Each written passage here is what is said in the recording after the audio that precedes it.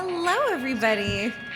Welcome to day 2 of WonderCon and our panel today, hosted by Underrated Movie Podcast. Woo. Give it up for our panelists. I gotta start us off right. Now, this is the death of mid-budget movies. Oh my goodness, I cannot talk today. This is the death of mid-budget movies, and we will define that later, don't worry. But first, we obviously want to introduce our panelists today. So I'm going to start us off with Derick. This is in your panel, your podcast. So tell us a little bit about your podcast, as well as who you are. Yeah, so I am Derick McDuff. I am the host of the Underrated Movie Podcast, where we talk about films that are underrated, underappreciated, and ones that have slipped under the radar and passed most people by. I'm also a film critic. I write about pop culture for places like WatchMojo.com. I love movies of all budgets. Law. Hello, my name is Sharma. I am an actor, host, and entertainment journalist out in LA. I do a lot of freelancing, so I work for like comicbook.com or sometimes the Illuminati, and I'm all over the place. But I love movies, I love TV, and I love talking about budgets, Derick. Thank you for bringing me on today. Yeah, excited to be here. Thank you. Andrew. I'm Andrew Linde. I host Nothing New, a Remake Podcast, where we talk about film remakes, which don't normally have mid-budgets. They're kind of high budgets. I mean, I've seen some of them, so I don't know if that's accurate, but... Tricia? Hi, I'm Tricia Aurand. I am a screenwriter, and I also co-host a podcast called Beyond the Screenplay, where we do deep dive, critical analysis, conversational analysis into storytelling in film. And I'm really happy to be here. This is a topic near and dear to my heart. Y'all, she has notes. I have so many I see the notes, guys. they're intimidating. I have so much data. And JPG. Hi, everyone. I'm JPG. I'm a pop culture educator and consultant. Most of the time, Comic-Con brings me around to talk about how comic books, video games, board games, etc. Are great teaching tools for our kids and their next generation. I also own the consultancy firm InterMyth, where we help marginalized communities launch or improve in the pop culture content creation space. So I wanted to say thank you to Derick for hiring me again this year in order to help you put this panel together. Thank you. Now, Derick has been giving me a hard time about this for a while now, but I think it's really important when we have a panel that has such a specific topic that we all get on the same page from the start. So, of course, we're going to have to define what a mid-budget movie is. And to do that, I'm going to have JPG start us off. Good, because I'd know it better than Derick. Oh, okay. Derick, do you want to go ahead and catch us all up so we're on the same page? Yeah. So my way of thinking about this is it's kind of a moving target because of inflation. Like if you look at a mid-budget movie from 2001, it's going to be different than a mid-budget movie from 2025. But I would say in $20-25, you can adjust that for inflation. I would say maybe in like the $30 to $80 million range. Maybe there's $5-10 million of wiggle room on either side of that. But if it's something that's made for like $10 million, that seems like a low budget or lower, or if it's like made for over $100 million, that seems like a high budget. So in that kind of sweet spot, the double digits, with a little bit more narrow than that. Now we have the numbers, which I'm sure all of us are just thinking that's like the cost of eggs. So I feel like we should break it down with naming our favorite mid-budget films so we can also kind of picture where we are. Derick, I'm going to have you go last.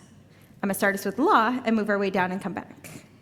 Man, the first things that come to mind are usually rom-coms, to be honest. Like a Wedding Crashers or like a Knocked Up, 4-Year-Old Virgin. Like those are the movies I really, really miss seeing more of, and I don't necessarily know if that's like something that studios are banking on putting out theatrically. If not, they're just on streamers a lot of the time. So, but that's like where my mind goes for that kind of stuff. But then there's stuff like Bong Joon-ho just did Mickey 17. That would be considered a medium budget film. It was $120 million. Okay, so that's over our definition, so I'd walk that back. But that's with reshoots, so. I could feel Tricia vibrating because she had all of the data right here. Oh, man. Okay, so rom-coms are the ones I like. Do you want to look at the data and see if yours is on the list? Absolutely not. I just want to go in freestyle today. It's going to be good. Andrew, what about you? In my research in what exactly a mid-budget movie, what the qualities are, I was finding that it was like movies that I already like, regardless of any qualifier, where it's just like Pulp Fiction was kind of considered a mid-budget movie. It's like movies that come from directors that have a strong vision and maybe they don't cast the A-list names or they have kind of an ensemble cast. Those are the kind of movies. And then genre films, like you were saying, rom-coms, but for me, it's more like horror. Like Scream was kind of a mid-budget movie because it had a lot of young up-and-coming actors, but it was coming from a director who was known and had a vision, and a screenwriter who had a really great script. That kind of fits that mid-budget mold that I enjoy. Tricia? Yeah, for me, I definitely think about genre movies from the 90s, horror being one of them. My personal favorites are the thrillers. Like, I like the political thrillers, and sort of like horror thrillery, supernatural thrillery things. Silence of the Lambs is a mid-budget movie. The Fugitive is like an action thriller. That's a classic mid-budget movie. A Few Good Men is kind of a political thriller. It's sort of almost in that vein also. These are all from the 90s. Yeah, The Usual Suspects. These are all, they're kind of like LA Confidential. These are all like mid-budget movies that they were just making that are sort of adult. They have usually some action elements to them, known stars, but not like big A-list, like blockbuster stars. And they just made a ton of them. Because they cost something. That's the thing about a mid-budget movie, is it costs something. You got to get a name in there. You got to get some production value to it. And so like a thriller is kind of the sweet spot for that. JPG, what about you? I stuck to more like family-friendly films when I was looking at this also. And I've gone on record to say this, that I think The Princess Bride is a near-perfect film. Okay, so you know how you did the notes? Okay, yeah. Okay, so instead of doing notes, I actually calculated how many millions it was in 1987 to what it would be in 2025 dollars. So it was $16 million to make The Princess Bride, and so that'd be about $44 million now. So that's squarely within the mid-budget film section, right? Yeah. The other one, which is a huge inspiration for me for speaking in pop culture in general, is Big Trouble in Little China. That was made for around, I believe, around $9 million in 1980 in the 80s, and then so that'd be about $25 million now. You really just wanted to be right in the middle there, didn't you? Well, no, because if Tricia took care of the words, I want to take care of the math. All right, Derick, we're bringing it back to you. Yeah. So you guys talked about a lot of those genres that the mid-budget movies cover, romances, genre stuff, thrillers. And I think one that kind of is in the middle of that Venn diagram and is one that was kind of one of the sparks of inspiration for me wanting to do a panel on this is Crimson Peak. When I did an episode of Crimson Peak, covering Crimson Peak for my podcast, we were kind of talking about it's kind of hard, even for known names like Del Toro, to make a movie for this budget, and so that's a just weird movie with all this genre-y stuff. It's a gothic romance. There's ghosts and stuff. There's effects in it, but it's not Avengers level effects, but it's enough that you would need a good budget to make it, but not enough of a budget that would be we're going to put this humongous marketing campaign and put this out everywhere. So a lot of the genre-y stuff, I think, has kind of, is really in that. So Crimson Peak's my answer. That's the long version, but yeah. We like the long version. We did have a question, yes. So if you can hear, the question was, for today's market, would John Wick be considered a mid-budget movie? The first one. I would say yes. I would say, yeah, first John Wick is. Obviously, I don't have the numbers in front of me. Tricia might. Trisha has the numbers in front of you. Okay. We're checking. We're But checking I will say, while Checking she's looking right that up, now. I would venture to say it probably the first John Wick Yeah, was. Yeah, we I- should just Let's all double guess. check it. Yeah, we should just all guess, and then Trisha's checking it for us. Yeah, right it'd now. be- I think Everybody guess. I'm gonna guess definitely 40. Is it like highest without going over? Probably Oh yeah, we're playing Price is Right Price rules. is Right rules. Yeah, right. So I'm thinking like this was maybe 60 million. Anybody else want to throw a guess? I'm going to say 59 million. I'm going 67. 20 to 30 million. Okay, Keanu. So absolutely. I think that's something in my research too. I mean, I mentioned Scream, and it's like Scream has so many sequels, and that came from that mid-budget like realm, and was able to spawn all of that. It wasn't a known property. John Wick, when the first John Wick came out, everyone was like, "Oh, it kind of has a silly name, a silly concept." And we love it now. Like we need more John Wick. Yeah. They're doing a spin-off movie. The Ballerina movie is coming out, and we're like, yes, we want to see this. Yeah, those movies are not mid-budget anymore, though, right? Yeah. That was like 2014. The first one comes out. I want to say. I don't know why you're looking at me for Okay, help. I should look at Trisha. But yeah, so that's I think when that's obviously 11 years ago now. So now that's a franchise. Now that's a big thing. John Wick is able to get these big budgets now. I'm like, I don't know, does John Wick 1 get made in today's market? And I'm glad that you kind of asked that question, because that does bring me into our first official question here, which is what caused the shift away from these mid-budget films? Because you guys are mentioning a lot of them, but it is the 90s, it is the 2000s, or early 2000s. So what do you guys think caused that shift away from these mid-budget films? Andrew, I'm going to have you start us off. Maybe this is a kind of weirdly controversial take. I don't think they shifted away.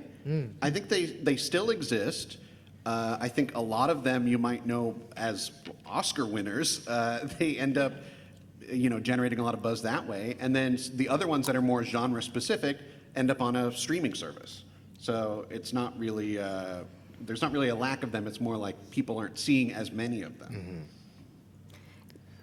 I just want to clarify for a second. Do you mean that we're not seeing as many of them just because they're so spread out and like where to find them now, or they're not as many being made? I think it's people, because they're not in theaters, people aren't going to the theaters to see them.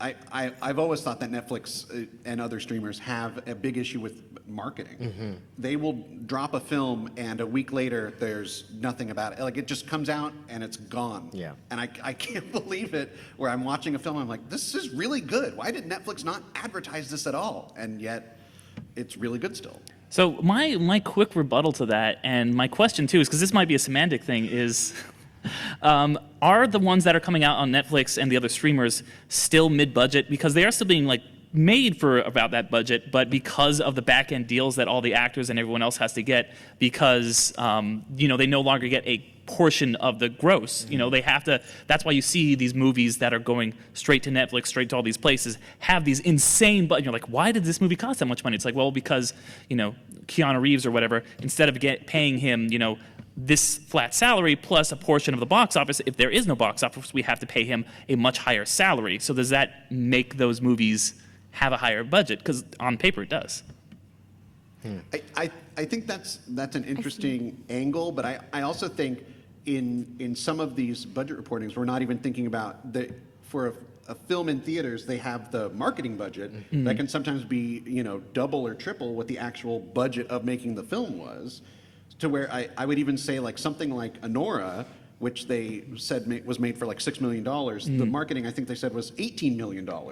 And so that pushes it way closer to a mid-budget movie in spirit than some of the other movies that we've seen come out.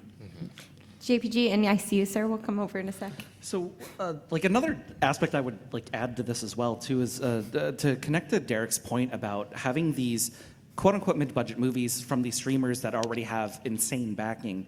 That's an addition to the piece, but we've also seen a subtraction as well. So Matt Damon had this incredible answer on Hot Ones about how how DVDs were the second box office opening for film. And we depended on VHS DVDs. I mean, I'm a little bit older, so Betamax. all that, right? A little bit Okay, that was a little bit Laserdisc? too. That was a little bit too hard of a laugh. Okay, and so with those physical media services that they were providing, there was a kind of like an industry dependence to it, and now we're like, oh well, we don't have that anymore. But we have these streaming services now for $10 a month, $15, $20 a month. We can just watch it on demand, kind of, but you don't own it. So there's an addition and a subtraction. Well, and yes to all of this. It is also true that fewer mid-budget movies are getting released in theaters. Like, that's just true. First of all, because fewer movies are getting released in theaters, generally speaking. Yeah. In 1999, you had about 400 theatrical releases. Last year, there were about 100, slightly fewer, actually. And so, of that 100 movies that got released in theaters last year, 50% of them were action-adventure, essentially. Another 10% were horror, another 10% on top of that were drama, and the rest were like, small fractions of other things. And so, mid-budget movies just don't make up a strong percentage of what we see in movie theaters anymore.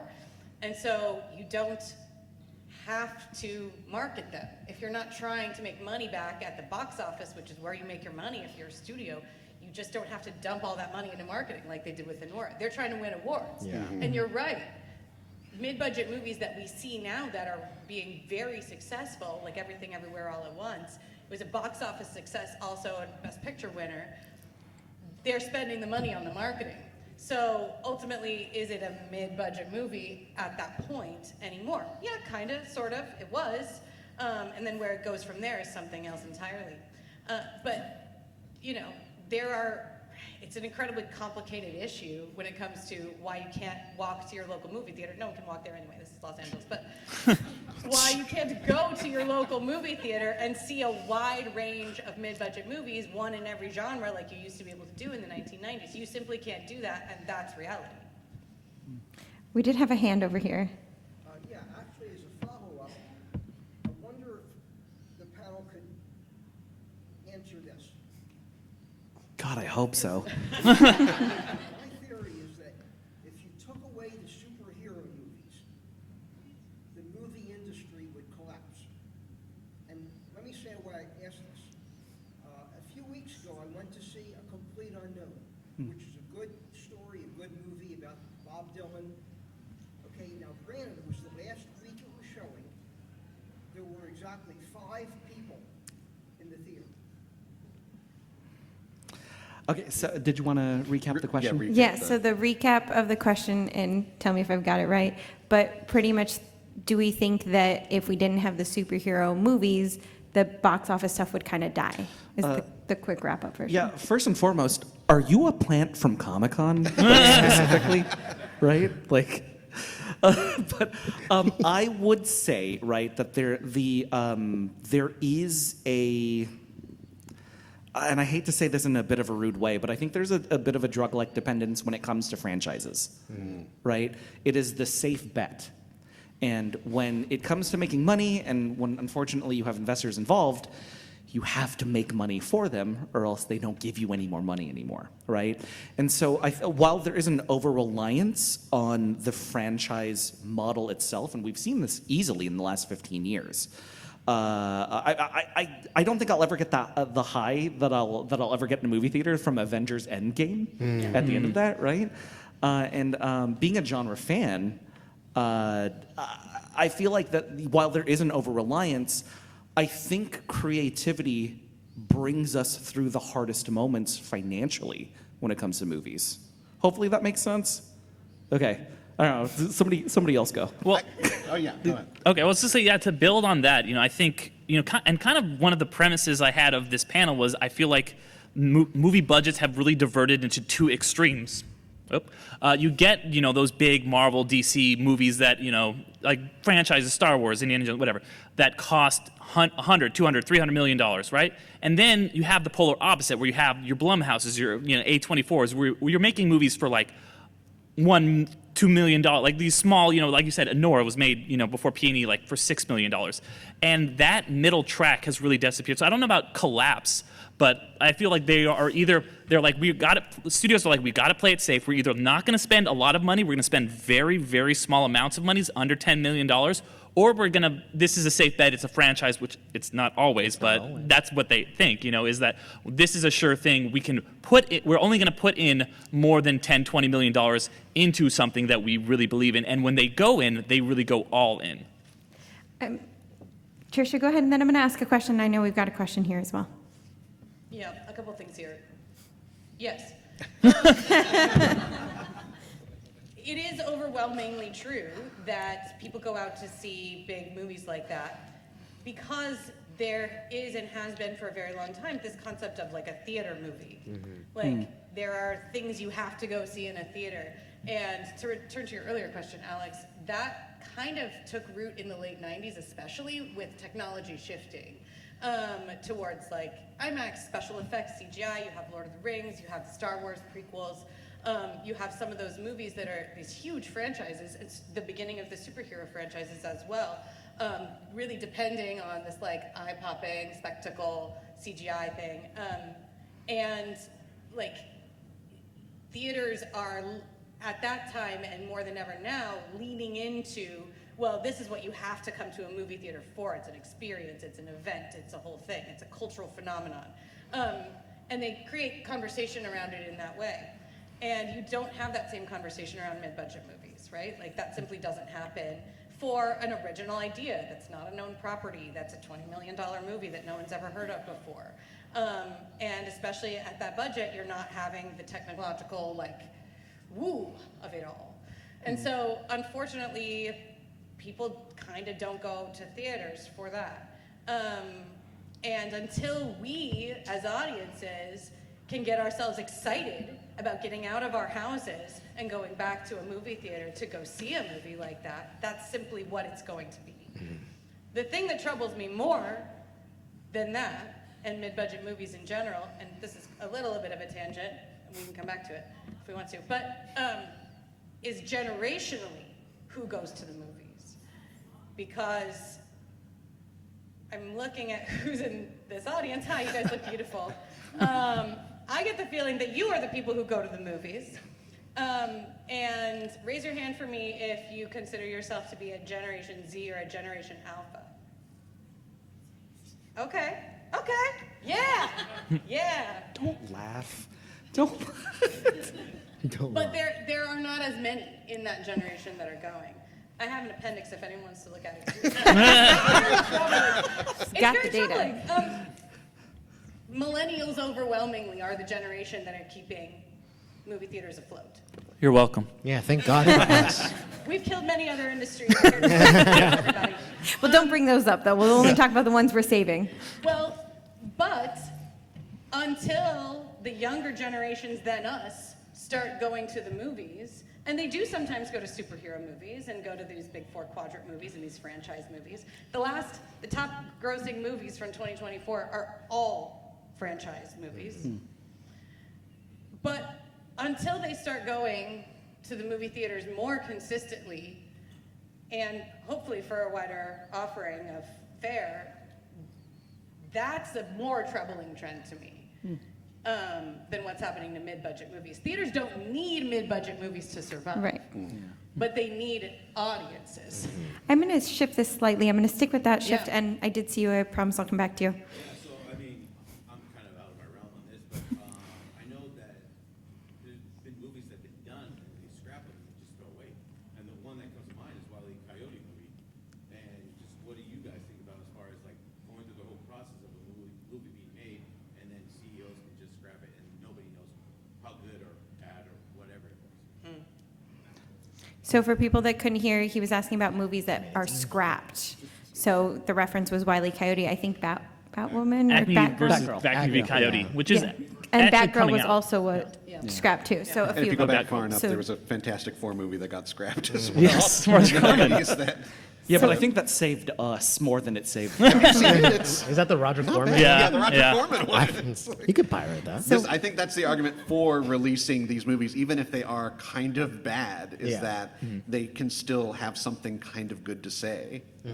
But with that specific example, apparently it's good. You know, everyone who has seen it is like really in love with that film. I think it has found a home. Yeah. on Catch Up Entertainment, which Yeah. put out Hypnotic, and that movie made like negative money, so I'm not stoked, but still. Listen, like people will get to see it, but as far as what we think of it, it's like evil corporation taking tax money away. You know what I mean? Like it does suck for the filmmakers. It sucks for the cast. It sucks for the audiences who like that property. But then again, it's another IP. Like there's an interest around it because it's Wile E. Coyote and the Roadrunner. Like we grew up with those characters. You want to see that movie, but if it was some other, live action Space Jammy like film, like would we care as much? I don't know.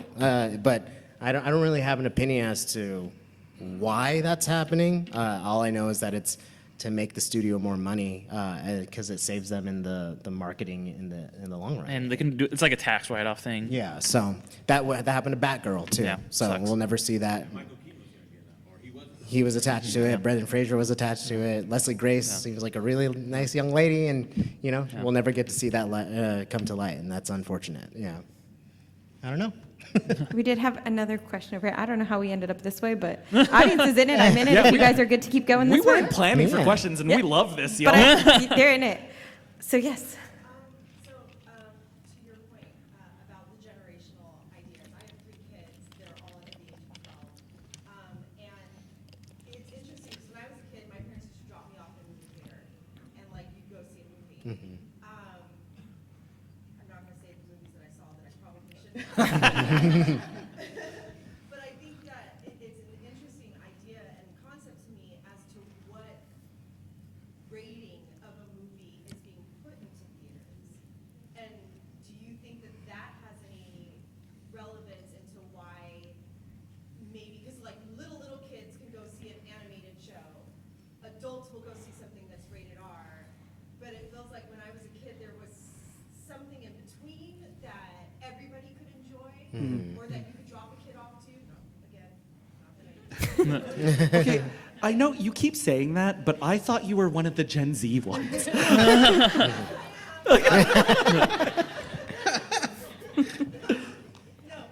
it's one of these things where I'm curious if you feel that generationally, the type of movie that's being made is playing a part into who can go into a theater and see what, and to be So the question, in case you couldn't hear it, is do we think that because we're getting kind of the widespread where we're seeing a lot of rated R and a lot of younger films, but not a lot of in between, do we think that is part of why we're not seeing the middle generation have something to go see, so they're not going to the theaters? Welcome to the death of the mid-rated movie. He said the name.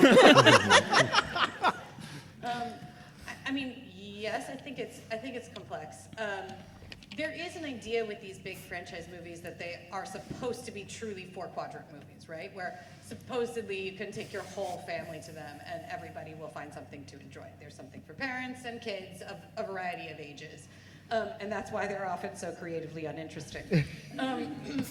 Because obvious reasons. But I do think that mid-budget movies, especially, I'm gonna call them family adventure or family comedy. I think that genre is really struggling. Now, those are not mid-budget, right? They're usually on the upper end of that or on the lower end of high-budget movies.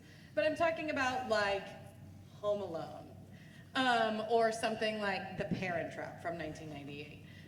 These are mid-budget movies that are live action, they're not animated, they have sort of an accessible sense of humor to older elementary kids. And yeah, they're just, I think that genre, the sort of earnest adventure comedy, kind of doesn't exist anymore. It's out of fashion. Yeah. And I don't know if that's so much like a studio problem as it is like a taste problem. Earnestness in movies is kind of gone now, right? There's this idea sort of that kids are too savvy or that something's saccharine if it's heartfelt. And that's really sad to me. I have young kids also. Really. And I don't know what the solution is for that, except it's kind of just 21st century malaise, I guess. I think all of that is that kind of treacly, saccharine stuff. That's all jammed into animated movies now. It is. It's really, you don't see it in a live action. And an animated movie could have a huge budget because they take years to make and a lot of skill. I think that, to your point, those are not mid-budget movies anymore. And because they're animated, it really appeals more to children. Right. Sometimes an older teen or someone might not want to see an animated movie because it's animated. Right. Yeah. JPG, I know you wanted to jump in on that. Yeah, we threw this term around a few times now as well too, and I just wanted to make sure, like, for understanding, is there anybody in here that doesn't understand what a 4-quadrant film is, or like what 4-quadrant means? They're savvy. Look at them. They got it. Okay, cool. Okay. So 4-quadrant films, right? Like you kind of want to think about this on an X and Y axis, right? Where you can measure things like financials and popularity, things like that, right? And where you want the dot to be, where it's like high on X and high on Y, would be the 4th quadrant. So when we refer to 4-quadrant films, right, you're scoring high on all of the metrics that you're hoping to score on. I always want to make sure that we're bringing it back to the education, just so we have the words in order to explain this to other people. Now, I'm going to ask a question to Law. I'm going to throw this at you, and then I have one for Derick. Can I real fast add to that? Sorry, because I was actually, it's interesting. I don't know if anybody, it was at the same room. Yesterday there was like a panel on TMNT, the original's 35th anniversary.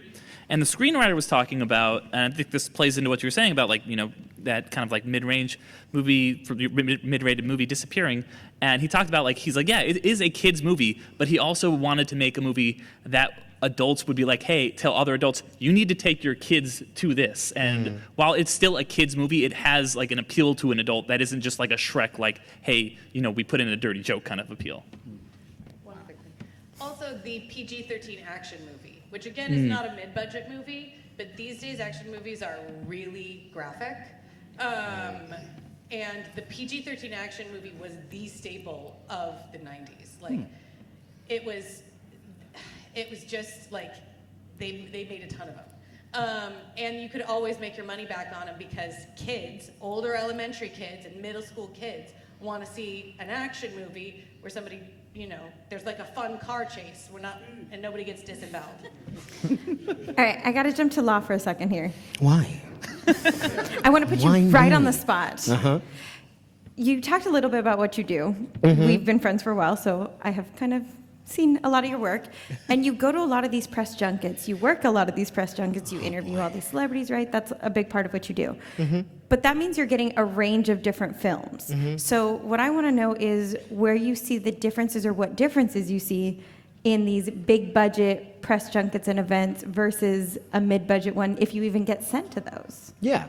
Mid-budget films don't really have a lot of coverage, and often it's like over a Zoom interview, so there's not like a lot of FaceTime, there's not a lot of money going into the event itself. But then you cover something like, I just covered the Minecraft movie, and that thing was crazy. Like, they built the village, there was portals, there were weapons that you can hold. They really want you to sell an experience when it comes to like a bigger film, like a Marvel movie. Disney is really great at like throwing huge premieres and all that stuff. What I will say about how that kind of realm is operating now is that influencer culture, internet culture, what gets clicks, that will always kind of take precedent over and priority over like great questions. Like even in like the journalism part of my life, if I ask about like the filmmaking techniques or like what was it like getting to the headspace of the character, they won't run, like the outlets I work for often won't run those. They'll run if like I talk to George Clooney and say, like, what's it like to be Batman after 20 years? Like, they want, like, the clickbaity stuff. So that's why when you see marketing coming out, it's Jack Black singing on a red carpet, not answering stuff about the film. So there is a shift in, like, I think it has to do, like, that generational thing that you mentioned is just like, oh, what are kids gonna think is hip and cool? And it's like, you know, like, it doesn't necessarily have to tie back to the movie, but they see that this actor or the celebrity is doing something new and they hope that it generates clicks. And then I think a long thing, or like a thing that's like a common denominator in our conversation today, is that there's so much that is on streaming. It's just so saturated with the content. And so it's just like, if it's not going to the theaters, slap it on like a streamer and someone could watch it on their phone. And I just don't think there is like a drive to the theater anymore outside of the Dune popcorn bucket.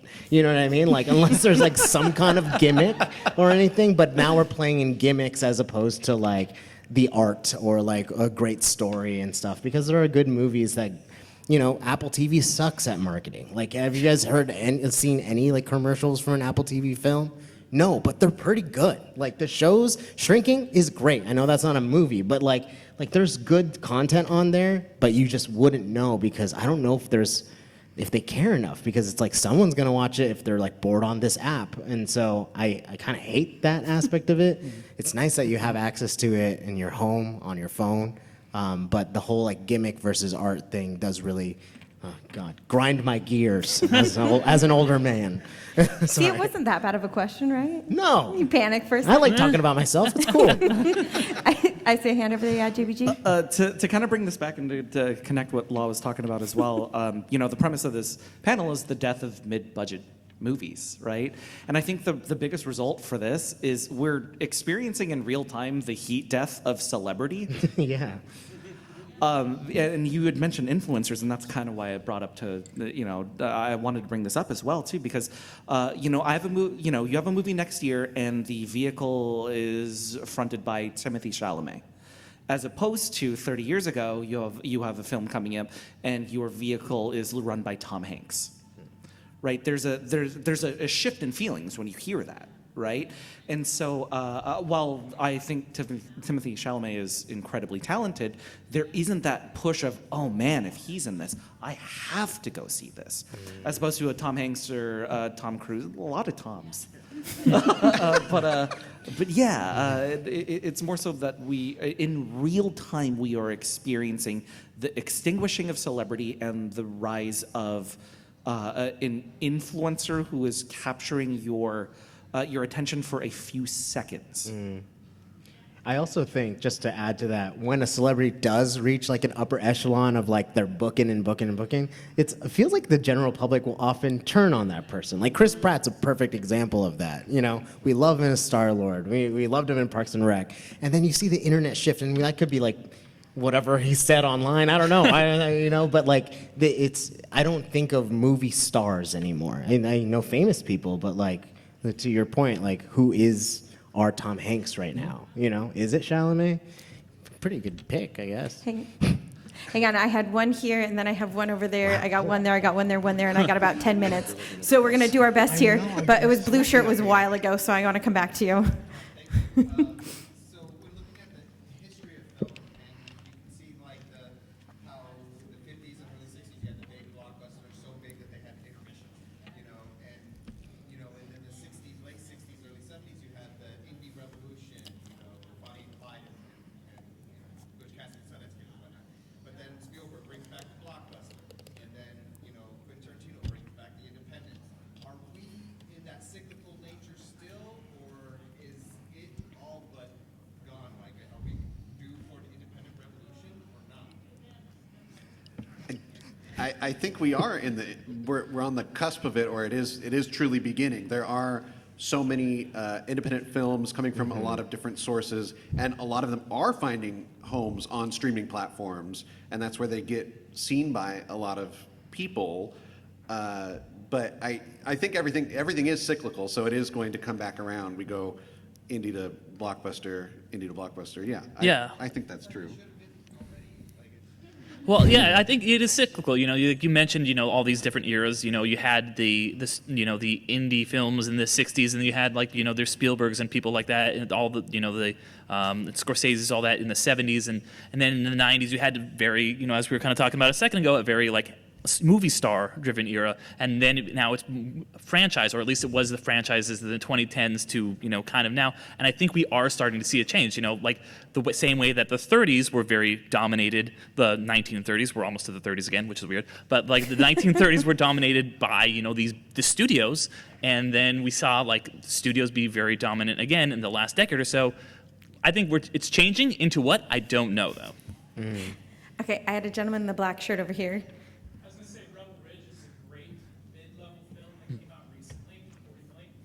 Yeah, here. If you think back to the 80s, and so many of those mid-level pictures were teen movies or action flicks with a couple stars before they broke big.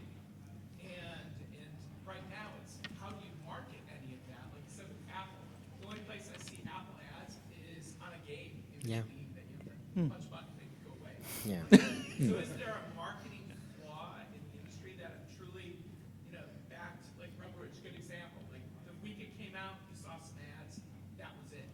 So is it kind of the marketing age now is put it out there, and then, it doesn't matter if it makes it or not, because what Netflix paid for it should cover it in subscriptions, or is it a marketing question right now, beyond just... I feel like that's it's such a difficult thing to juggle, because I think there is an issue with how we're marketing films, but then the longevity of a lot of these projects, they're coming out, but are we watching them and talking about them for a while? Like what's the last TV show that people were talking week to week? Probably Severance is a good example. White Lotus is a good example. These are established though, they had great first seasons. As far as film, when a movie comes out on Netflix, it has maybe Rebel Ridge is a perfect example where people were talking about it. Aaron Pierre, got a big kickstart for his career, became Green Lantern. Now he's doing franchise movies, but are we still talking about Rebel Ridge? No, not on a day-to-day, So there is a marketing flaw. I don't know what the fix would be there, and I don't know if marketing teams know what that is either right now. I don't know if you guys have any insight. I think the fix is, there is a movement to go back to physical media. Yeah. Buying DVDs and Blu-ray will fix this in a sense, because it keeps the conversation flowing. Yeah. Because after the movie comes out in theaters, it has a chance to have another life in the physical media realm. But we've kind of covered that's gone. I mean, there's also the problem, it goes back to the problem of movies in theaters, which is we used to see trailers. Yeah. We don't see trailers anymore because we don't go to the movie theaters. My husband watches probably 40 trailers a week, at once. Where he'll just be like, let's look at all the trailers that dropped this week. And he'll just watch them all because he's curious. Yeah, he's weird. Okay, good. You recognize this is... Yeah, no, it's not normal. But I'm just saying it takes that kind of deliberate looking to see if you want to see a movie, because you're not encountering those trailers incidentally anymore. And I don't know what the answer is. I'm not in marketing, thank God. But it is a problem. And I live in LA. I see billboards, I see bus ads, I see that kind of thing. But people in other cities don't have those. So where in the world are you reaching them? And I think that until studios can figure that out, it's only going to compound their issues of people not going to see their movies. So thank you for that, because it was a good lead-in, because I'm in marketing and brand management. And so this is your fault, JPG. This is my bad. I'm so sorry. It's the idea that we have shifted from the adjective style of marketing to the noun style of marketing. And the way that I mean this is that when 30, 40, 50 years ago, we were marketing an action film, or a romance film, or a something film. As opposed to now, when we look at films in general, we're just looking at film, right? We are pushing this as a film, not the genre that it's in. And so the cannibalization of getting your film out there among the saturation, it's everybody's affecting each other, right? If you make 2 movies in 2 years, you're still cannibalizing yourself. right? Because you are marketing it as a film and not an action film and a thriller or something like that. So that's a big problem that brand management is having right now. For the panelists, I just have a quick question, because I have about 6 hands that are still up, and we definitely do not have time. Yeah, So my question is, are any of you, I know, JPG, you have a panel you have to get to. I can hang But out for a bit. would anybody be willing to hang out outside after so Yeah. they can still get their questions asked? Yeah, for sure. Okay. Yeah, I can hang out for a bit. Because I know we won't get to yours right now. We won't get to yours. We won't get to yours. Won't get to yours. So if you guys want to meet us outside after, I saw yours up too, but I know you were first, so you're probably our last question. And then anybody else who had their hand up, if you want to meet us outside after, they are more than happy to answer some of those for you. By the way, thank you to Alix for handling all of these amazing questions. My ADHD is soaring right now. Go for it. Hi, this is more, I guess, more of a comment. I want to circle back to talking about Apple. I heard a conspiracy theory, I don't know how much of it is true, but Apple being a $3 trillion network company, biggest out there, they can spend whatever they want. Pay this lot of actors, Harrison Ford, Brad Pitt, George Clooney, and all the best team writers, whatever, to make the best movie, and being the first streaming studio to make to get a best picture, beating any other than Netflix and Sony. So on the one hand, they have critically acclaimed movies, but then on the other hand, they don't market them so that financially they are failure, and they get taxes and deductions on these. It's like fast and forward. So we're talking about the tax deductions of them not marketing their stuff so that it doesn't do well, but they're still critically acclaimed enough to say they have critically acclaimed and have big actors, but not enough that they have to pay all the monies for it. Did I wrap it up well? And you're saying that the conspiracy theory is that they're pulling up producers right now, right? Where they're developing something in order to make sure that they're making money or making even more money. Yeah. What I think is an interesting point related to that is, I mean, they made sure that Killers of the Flower Moon was seen in theaters. And I just went to the movies and I saw a trailer for F1, the Brad Pitt Apple film. And so I think they are having at least a half commitment to put their movies in theaters, because they still release some that are exclusive only to their streaming.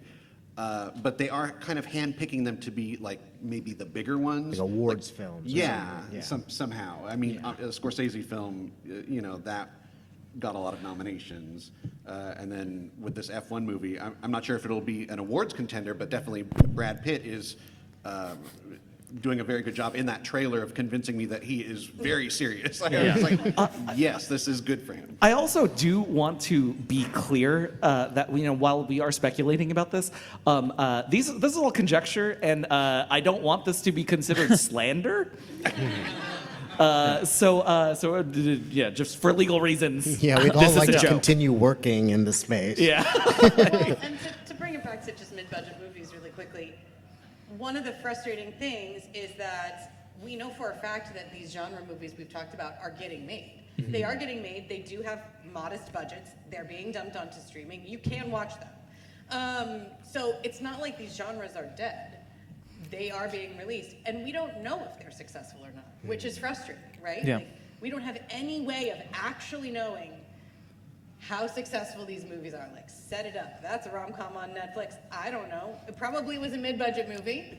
It probably made. You could have made up that film, and I would have just believed you. Sure. Right? And so, but the point is that the distribution model doesn't care Yeah.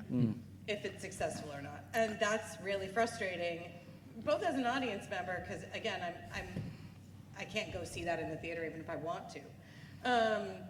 But it's also frustrating because the opacity of what's happening in the movie business and how movies are being made. Is that happening at Apple TV? Maybe. Is any of this happening behind the scenes, movies getting tanked just because they are tax write-off? Yeah, for sure. But we don't really know what's going on because the streamers are the distribution apparatus. Yeah. And so they just get to do whatever they want. All right, since we have hit time, I just want to remind everybody, I'm going to have Derick give us kind of a nice little wrap up here at the end for underrated mid-budget films, but can you tell everybody where they can find your podcast? Because obviously there's a lot of people who want to talk about this, and we want to give them a place to have that conversation. Yeah, thank you. Yeah, so Underrated Movie Podcast is the name of the podcast. You know, go to underratedmovie.com, underratedmoviepodcast.com, and you can find, you know, all of the stuff. Obviously, I like to talk about a lot of movies that get overlooked, and a lot of times, as we've talked about, a lot of those mid-budget movies are ones that, you know, for one reason or another, get forgotten about. Now, we are going to have you guys go down the line with personal social medias. And then again, I want to remind the audience, because there's a panel after this, that they can answer questions outside, not in the room, because we do have somebody else coming in after us. So, JPG? You can follow me on all social media at SpeakerJPG. There you'll be able to find my consultancy firm, InterMyth. I am extremely Googleable if you search my name. TriciaAurand.com is my website, and the screenplay I co-host is Beyond the Screenplay. You can find me on social media at Podcaster Andrew and listen to my podcast, Nothing New, a Remake Podcast, wherever you get your podcasts. I'm on all social media under Law J. Sharma. You can watch my interviews there. And I have a podcast as well called the Tremendous Talk Podcast. We specialize in BIPOC talent in the entertainment industry and all the woes that come with it. So, yeah. Yeah, and like I said, Underrated Movie Podcast on all the socials. Also want to shout out just down the hall, if you're not coming to talk to us afterwards, check out my buddy Karosha's panel. It's in 300E. Cool. I'm Alix C. Galaxy. You can find me ALIXY, GALIXY. I also host The Welcome Party with JPG, so you can find us on YouTube and Instagram. Can we get a round of applause to the volunteers running this room, please? And then let's hear it for our panelists. Thank you, everybody, for hanging out with us. And for those who have questions, we'll see you outside. Otherwise, have a great night. Yeah. That was All right. So obligatory photo. obligatory photo.